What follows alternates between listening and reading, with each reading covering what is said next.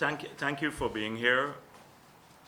Over the weekend, I received several calls from media houses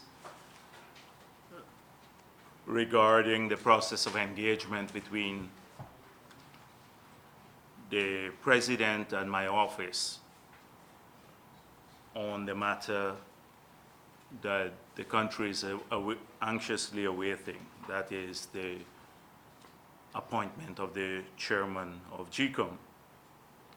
And so I said to the media houses that I will do a quick media briefing here today to bring them up to date on what took place over the weekend. And that's why I've convened this media briefing. I think we were all very hopeful last week when the President addressed the nation, and he said that Guyanese, and I'm quoting him, "It is clear that elections have to be held in the shortest possible time, and therefore it is crucial to appoint a chairman of the Elections Commission. This could be done as early as Monday if the opposition is prepared to act in a consensual manner and in good faith." So we all thought that this was a good statement.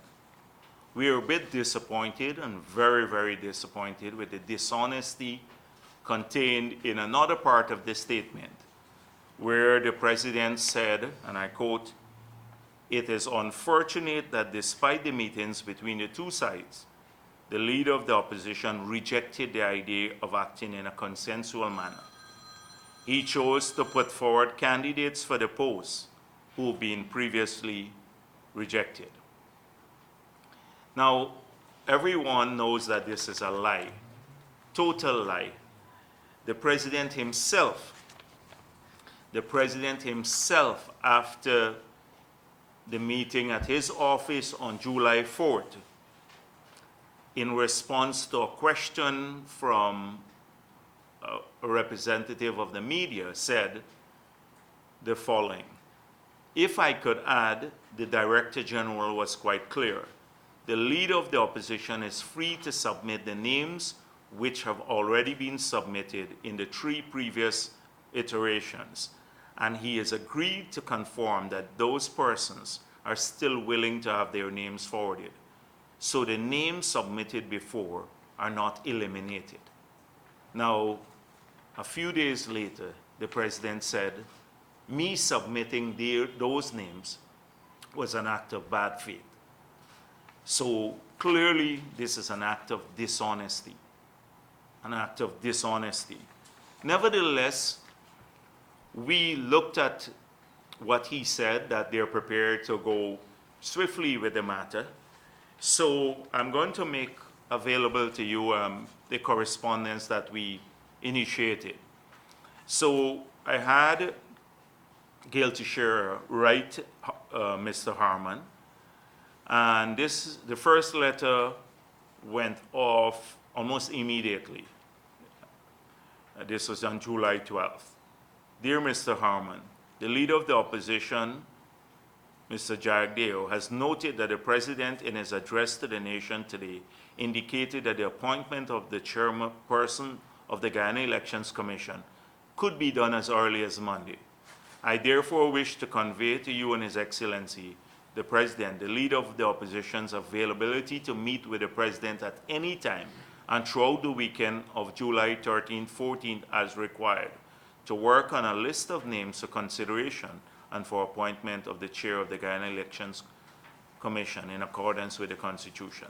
They gave my cell number. That was the first letter that went. So we were asking, basically saying we are available to meet. On the following day, on the 13th, Mr. Harman responded to Gail Teixeira.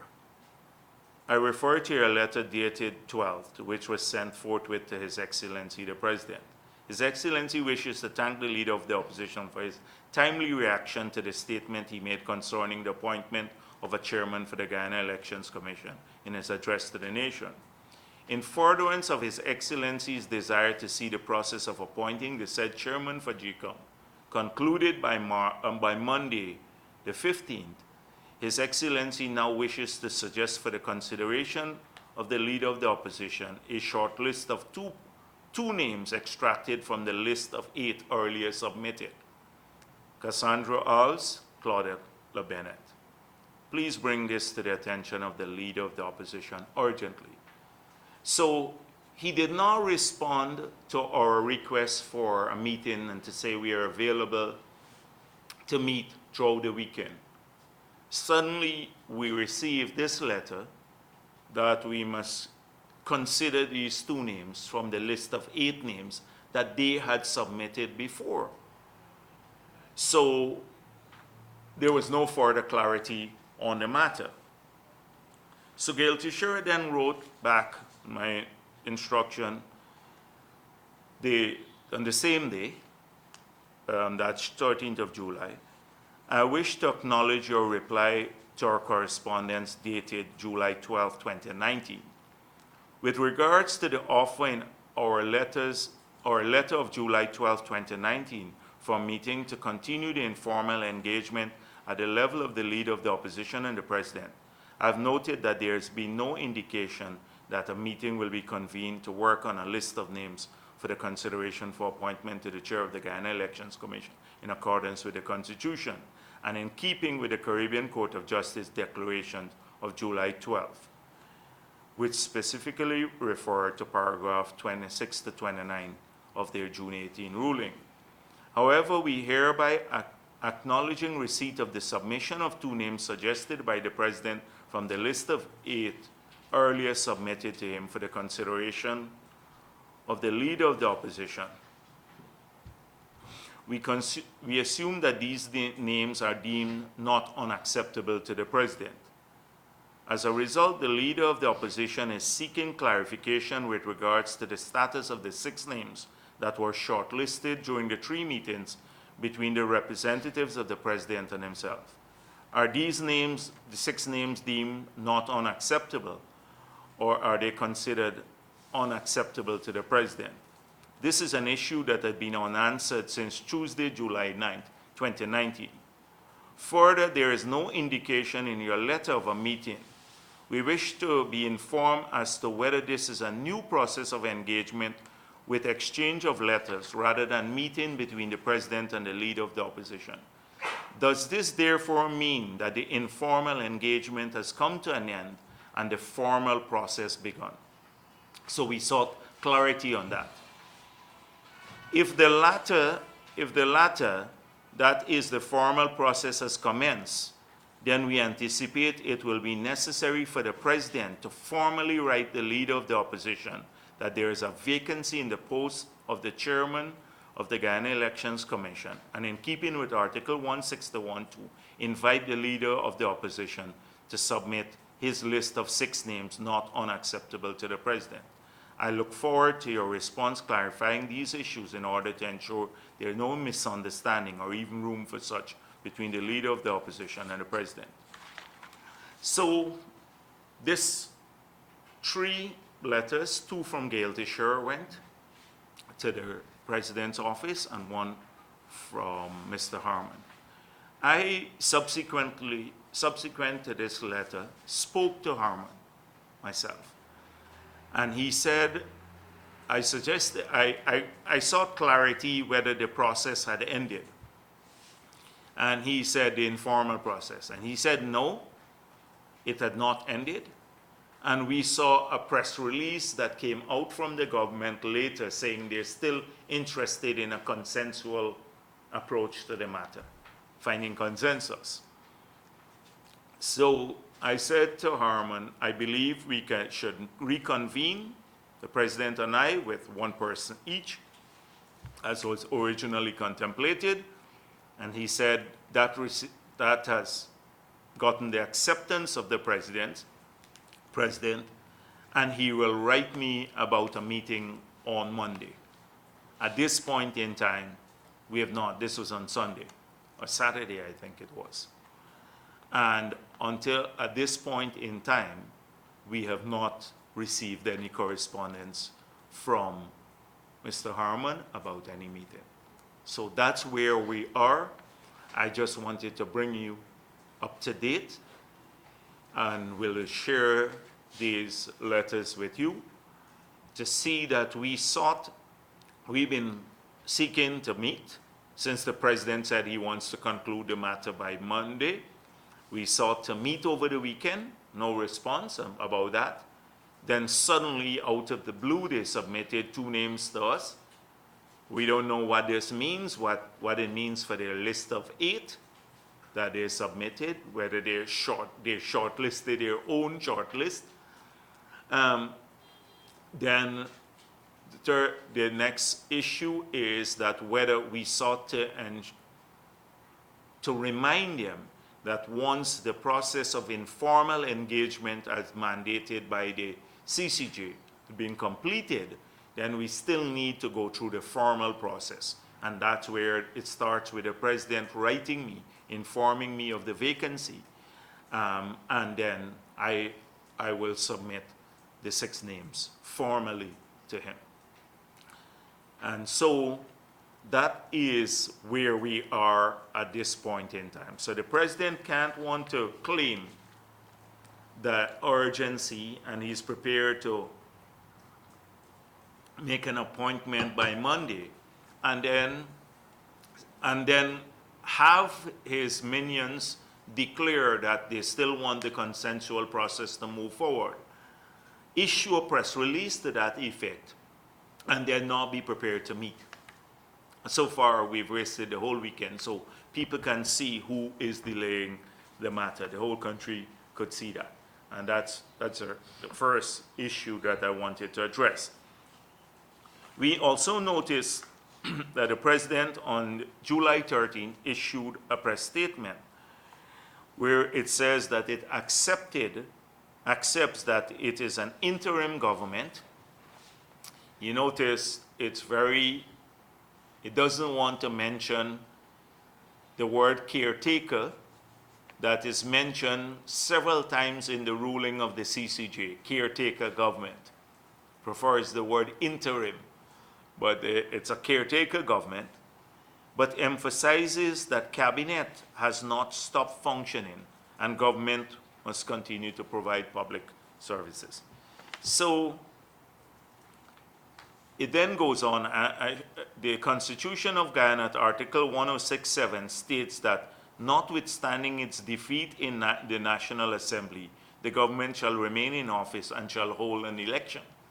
So, again, they forgot. This government has amnesia, forgetfulness. It forgot that there is an Article 106.6. It quotes Article 106.7.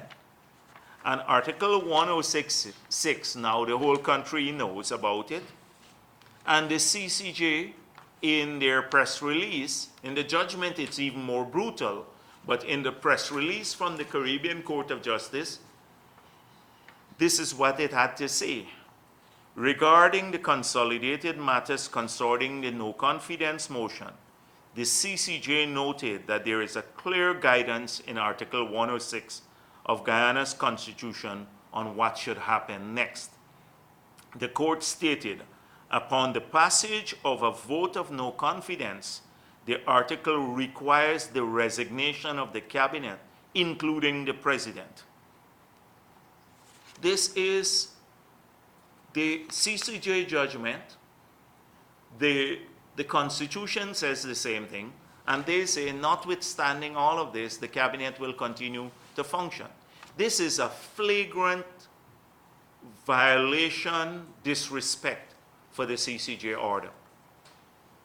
The CCJ has made it clear. The cabinet must resign in accordance with the Constitution, and cabinet, including the president, in accordance with the Constitution, and remain in office in a caretaker capacity for the purpose of holding elections.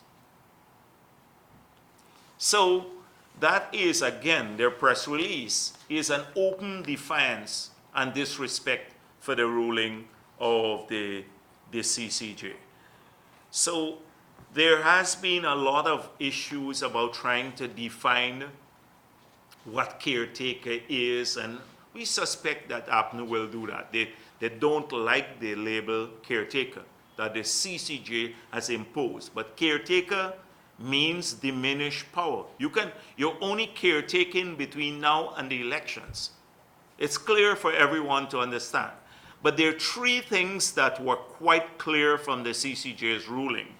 So in spite of the fact, and I saw the AFC, and these parties have lost any credibility, if they had any at the beginning.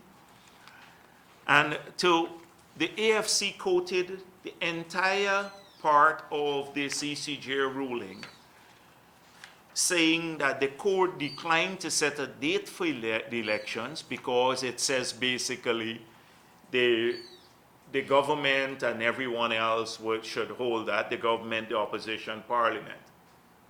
But it ended it abruptly, the quote. So if you go to the quotation directly, it ends it at imperative. I don't want to read out the whole thing because I would urge people to read the judgment.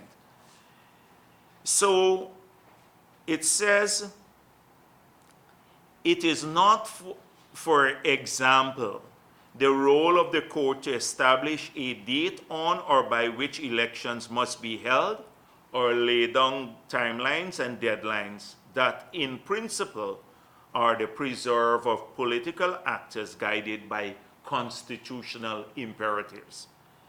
The court must assume that these bodies and personages will exercise their responsibilities with integrity and in keeping with the unambiguous provisions of the Constitution. The unambiguous provisions of the Constitution. And what are those? The cabinet, including the president, shall resign, and 2 elections have to be held in 3 months.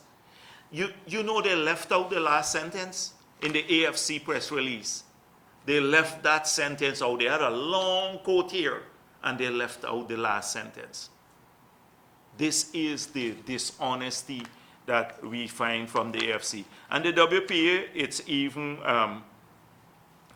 even worse, but along the same line. These are parties that have been enjoying the sweet and the perks, so they will slavishly follow what the APNU says or Congress places. And Ramjatan has been pointed out. He's even more extreme. He's even more extreme now, and somebody, I think all the analysts have been pointing out why he is so extreme now. He's hoping to get in the good books of Congress place, so they make him the prime ministerial candidate.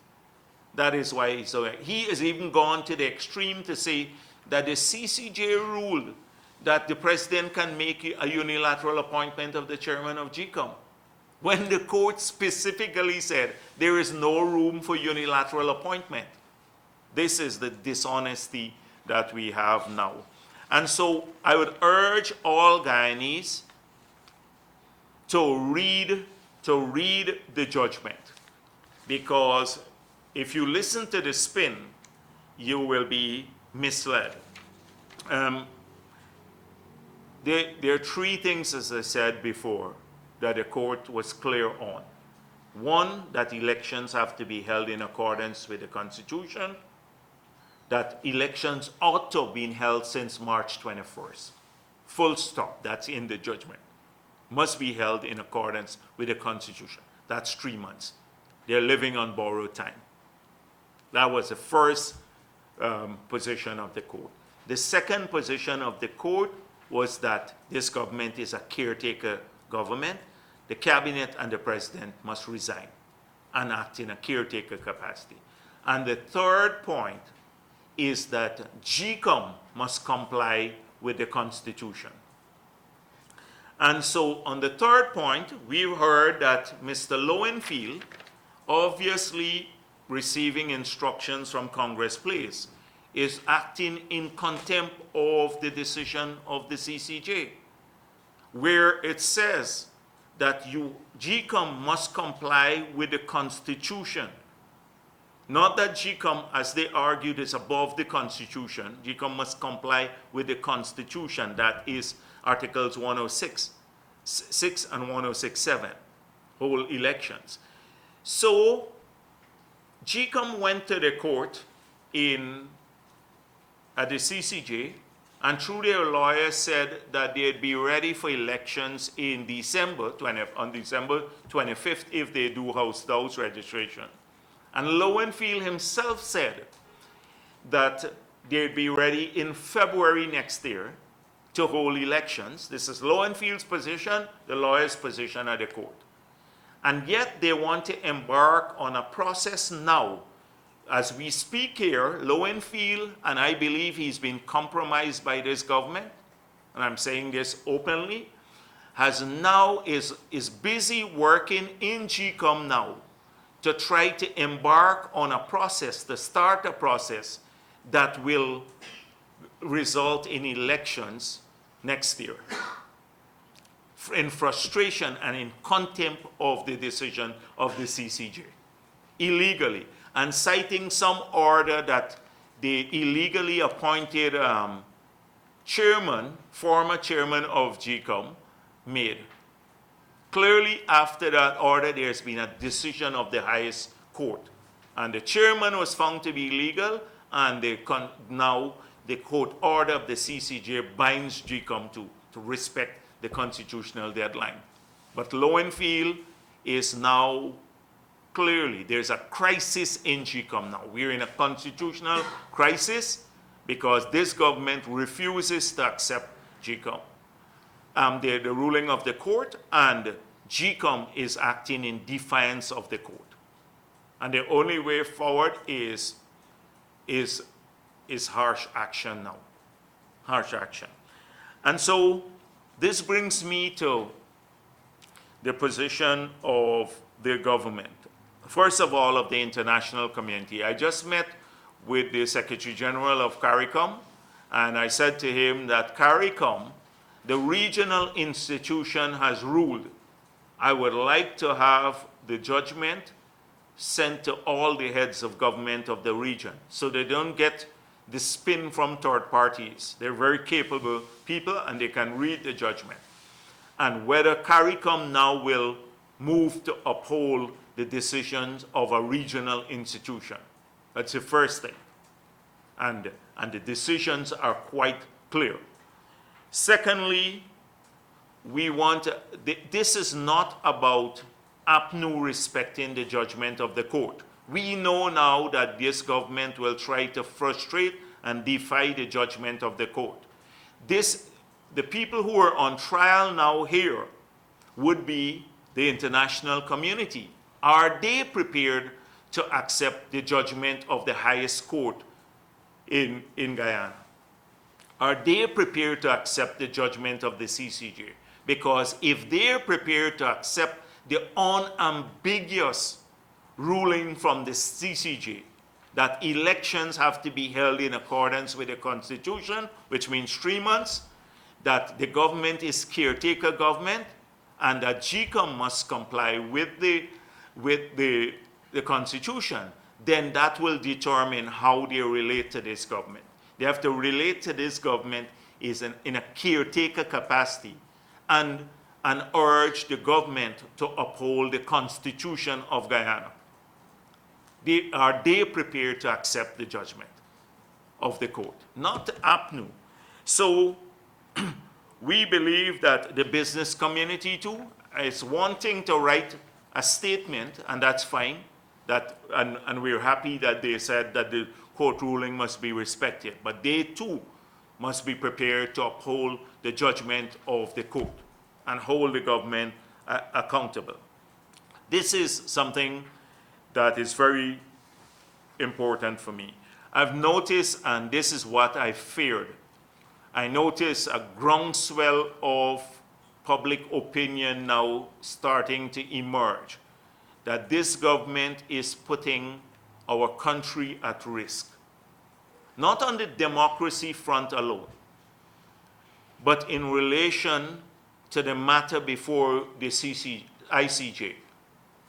Earlier this week, I spoke with or maybe it was last week, I spoke with Mr. Greenidge, and I said to him, I know that this period of uncertainty and constitutional crisis in Guyana may influence the court not to want to move forward with our case. And that I am prepared to write a letter, if it's required, to the court, the ICJ, in support of our case. To say, notwithstanding the constitutional crisis that we have now, that we are prepared to support, that we fully support the government's position at the court. I said that to him last week, that I'm prepared to do that. Now, this government, by refusing to honor a ruling of a court, a regional court, and by selectively interpreting and redefining and distorting what the court said, is putting us at the risk, as many people pointed out in the media already, it's been on social media a lot, that when we have a ruling at the ICJ and it is in favor of Guyana, that Venezuela could do the same thing. And we'd have no moral authority to argue that they must respect the decision of the ICJ. Because here you have a government that is distorting and not respecting the decision of a regional court. They are exposing our country to danger. But this doesn't affect this corrupt cabal. They're there for one reason, not for country or anything else. They don't care about how we are viewed now around the world. Right? That this constitutional crisis and our democratic credentials now have been shattered. They just are there to hang on to the perks of office. And then the third issue is that we're looking to see the region, how many countries in the region and further afield dealt with the situation in Venezuela when they had a constitutional crisis. So will they address the situation in Guyana in the same way? We're hoping that they would pay the same sort of attention to Guyana because the situation is similar. In fact, in Guyana's case, we have a government that is in defiance of a court order. And we are in a full-fledged constitutional crisis now. We're in a full-fledged constitutional crisis. So these are just some of the things I wanted to say today. So we'll be briefing the international community. Tomorrow I'm meeting with them, and I will seek certain clarifications from them, but also share some of my views. And we will be taking action to ensure that Lowenfield does not compromise or violate the decision of the CCJ. Thank you. Sir, there's the opinion that since the CCJ ruled that Mr. Patterson was unconstitutionally holding the post, that any decisions or votes he may have made during that time is now null and void. And this is in relation to the house registration, where it was his deciding vote that led to them advising the president in the matter. Yes. Do you share the opinion that, given the CCJ's ruling, his vote in that matter is now null and void? The lawyers believe that. Many of the lawyers believe that. I'd have to be, before I take a definitive position on the matter, I'll have to get a broader view on the matter, consult with a few others on this issue. However, it is not just that issue that should be questioned. It is acting in compliance now with a court ruling from the CCJ. GCOM is in open defiance of what the CCJ said. that the Constitution must be upheld. And the Constitution says 3 months. So they're deliberately embarking on a process that will not meet the deadline of 3 months. That could take 6 months or 8 months. That is what they are doing, deliberately doing that. And Lowenfield is the person who is doing this. And we have already pointed out there are going to be a lot of issues about the coziness of Lowenfield to this government. We may have to challenge all of that issue in court. Okay, you spoke about two things there, GCOM as well as the government showing disrespect for the CCJ ruling. How do you think this is going to affect Guyana's image regionally and internationally? This is my big concern. First of all, now we have a caretaker government. So around the world, when people hear caretaker government, imagine you go to the ICJ now, and you're talking about your case before which has to do with a large chunk of, or the whole of the Essequibo. And the court asks you, what's your status? You're a caretaker government. Are you operating with the full mandate of the people of Guyana? This could harm us in a crucial matter like this. Two, with international investors. Clearly this government cannot sign new agreements, etc. They cannot sign new agreements. It's a routine functioning that they have to confine themselves to. Routine. Routine means they can't spend money on outreach. Outreach is not routine. Routine is that the army, the police keeps functioning, the hospitals keep functioning, the schools keep functioning, and our public servants get paid, etc. That's routine, not cabinet outreaches, because these cabinet outreaches are illegal now. That's not routine function, that's political, and using our money for that purpose. So clearly, they can't sign agreements with any company, foreign or local. That will put the entire business community and their investments and everything else on hold. And people don't want to invest in a country that is in a constitutional crisis, and where the government not only is disrespecting and defying the position of the CCJ, the ruling of the CCJ, but has just decided on a commercial dispute that the president has just decided to intervene in a commercial dispute, not to have the matter settled in accordance with a court ruling. So this is going to destroy further the business climate. So, and then on the democratic credentials you asked, already we are, that's shattered. That's shattered. We still have an opportunity to work together, and this is about working together to redeem it. But it's already been shattered. And finally, sir, are any of the nominees, particularly the women by President Granger, likely to make it onto your finalists? Right now, I can't answer that question. The president gave me 8 names. The president said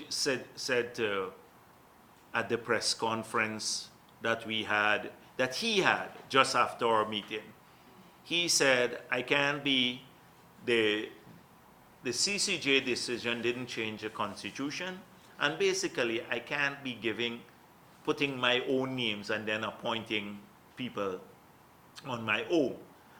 Nevertheless, in the informal engagements, so he has, the CCJ said, try to hammer out. So he has given me 8 names.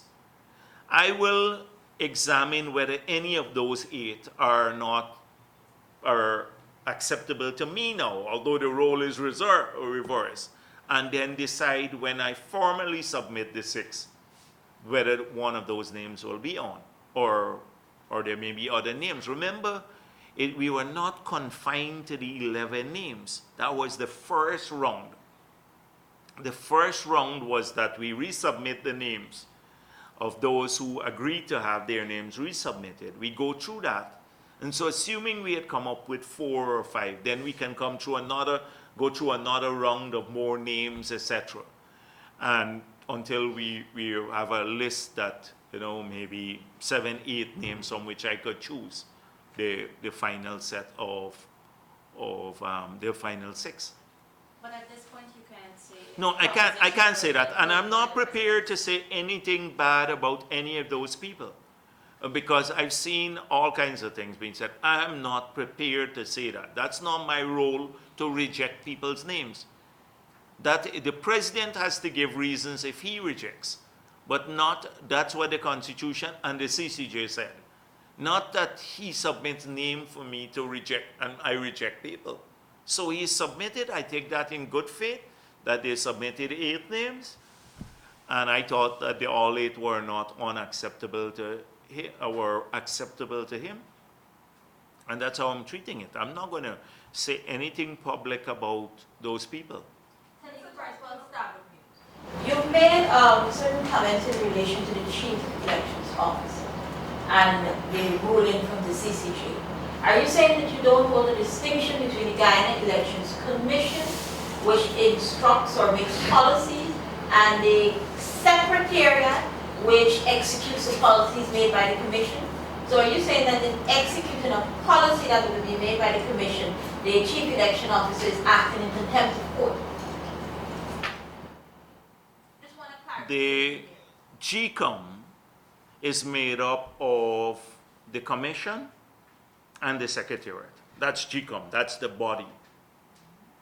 So the Caribbean Court of Justice just made a ruling and said GCOM must comply with the Constitution. And in the paragraph they were talking about, it is Article 106.7, 3 months election. The distinction could be made for analytical purposes, but clearly the CCJ meant the body, and the body is made up of both the Secretariat and the Commission. So the decision of the CCJ is binding on the Secretariat as well as the Commission. Thank you. Earlier you mentioned that harsh action is the only option left for you in relation to the law and field. Could you explain exactly? No, not in just law and field, generally, yes. Okay. But So you mentioned law and field and courts. yeah, so that's a possibility, definitely the courts, but contempt, he's acting in contempt of court, and clearly pushing. I think the instruction is to start this whilst they delay the appointment of the new chairman. He has received instructions, and to act in defiance of the court order. Do you have any evidence of that? That he's That acting. you would have received instructions No. That's why I said I think. That's why I said I think. I think he has. This is what he said, because clearly, if he is going to move in defiance of a court order now from the CCJ made it clear they must comply with the decision. Clearly, there has to be some other motive, and I believe that's the motive. Just a clarification. You said Ms. Tashiro sought clarification on the 6 names that were shortlisted from your 11. I release all 3 letters, so you'll have a copy of the letters. But during the last meeting between the 2 parties, I think 5 were shortlisted, so I'm wondering how now it's shortlisted from your. And if Well, I don't know if the last meeting, you recall, we had 2 that were tending towards consideration and 4 in some shortlisting category. Whether it's 5 or 6, it's immaterial. It's immaterial. Whether 5 or 6 are acceptable to the president. So we just needed to get clarity on those names that went forward. Now, set of mistakes, is that the case? From the 5, or you've added one more to that 5 that the teams would have shortlisted? I don't You said understand. 6, but the team shortlisted 5 from 11 and submitted. Oh, really? That's the other side, because we are not party to much of what is going on there. That's what they did. Apparently they dropped one, but none of this has been done with the president's approval. None of this has been done with the president's approval. They undertook to get this. That is what they said, because they came to the meeting and said, we can't tell you what the president is thinking. So, or maybe they're done with his approval, but that's their instruction. So that's a minor point. We see as I said before, the elephant in the room. Whether it's 5 or 6, it's not an issue. Has any been acceptable to the president? Any of the 11? That's what we've been trying to find out for a whole week after all these engagements. And the answer is, until today, we're not clearer if a single one or 6. Now, the president would have shortlisted his names, his 8 to 2. Why then go back to 8 names and complicate the process even further? The president shortlisted his name. The president The president acts as though he's the leader of the opposition. He has to shortlist and send to me. He has full, the CCJ said, president can suggest names for the consideration of the leader of the opposition. You suggested 8 names, and you suggest 8 names, and then you come back and say, of the 8 names I suggest, they don't all have the approval of the president. This is what his team said. Not only the 8 names have the approval, so we got to go back and send you a new list. It's a pure nonsense. It's so transparent, and only in the warped logic of this government, or maybe in the Chronicle, could they have these things. So are you considering nominating someone else from another Commonwealth territory? That could very well be an option if we can't find all of the names acceptable here to both parties or not unacceptable, then that's an option that I mentioned. Active consideration at this time? No, nothing is under active consideration because they refused to engage. We're not any clearer after the whole process of last week. We're not any clearer whether a single name is acceptable. That is where we are at this point in time, and this is a game. This is a game to hang on to power. It's transparent to everybody. They just don't want elections. But in the interest of expediency, are you any more open to accepting one of the president's nominee? The openness is one thing. The names have to find consensus on both sides. Because I have to be sure that these are people who will act in a manner that is fair and in accordance with the Constitution. That is what I have to assure myself.